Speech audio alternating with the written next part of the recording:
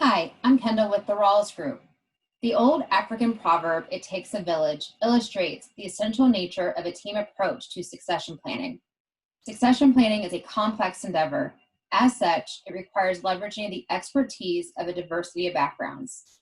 Collaboration and different expert opinions provides a 360-degree approach, ensuring the possible, probable, and potential issues impacting your long-term vision are addressed. To provide insight into common questions received from business owners, we are leveraging the village of our valued strategic relationships. As you listen to this episode, you'll be able to immediately apply the key takeaways, and you'll come back for more. Now we're going to focus on what are some items to consider as businesses start to reopen. I'm Bethany Lynch, and I'm an associate on MCM's HR Solutions Group. As businesses start to think about reopening, there's really a lot of questions that come up. So it's important to have a plan in place first. The first thing to look at might be any state guidelines that would be applicable to your business. From there, you might need to think about how can you restructure your workspace just to make sure that employees are able to social distance. So this could mean possibly taking chairs or seating out of break rooms and meeting rooms. Also providing your employees with the proper protective equipment that they might need, such as face masks. Also, it's important to think about what additional cleaning procedures you can put in place. So maybe you could consider having a cleaning crew come in overnight just to disinfect the area.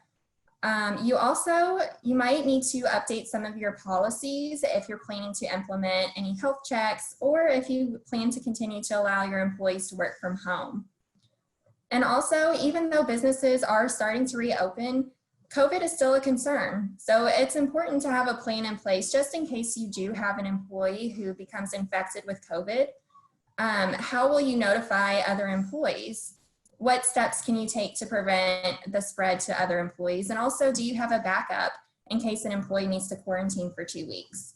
These are just all some considerations that businesses are taking into account just as they start to reopen. First, and this goes without saying probably, is to be aware of what your local regulations and guidance is.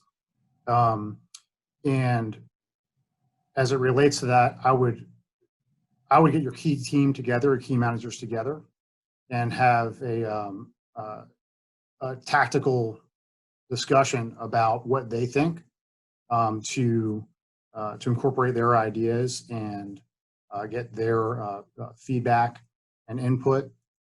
And then as it relates to specifics,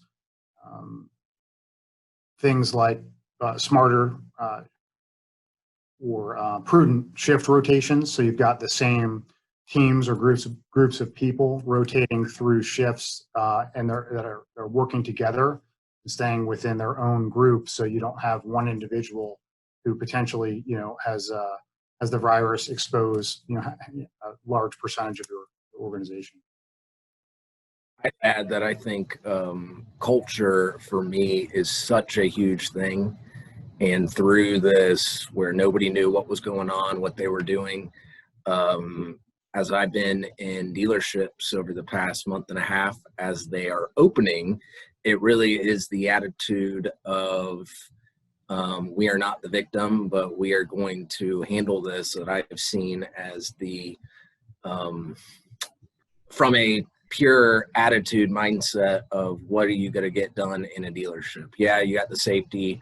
Yes, you have personnel, but I think getting a team surrounded on one common goal is super important to getting everybody back to where you were before this whole thing even happened. Thank you to our strategic partners, The Village, for participating and sharing your perspective. Do you have a burning question you want to discuss with an expert? Feel free to submit it via the Ask an Expert link featured on the page. Continue to listen to the series now or come back later for more. Each question featured may want you to learn something new.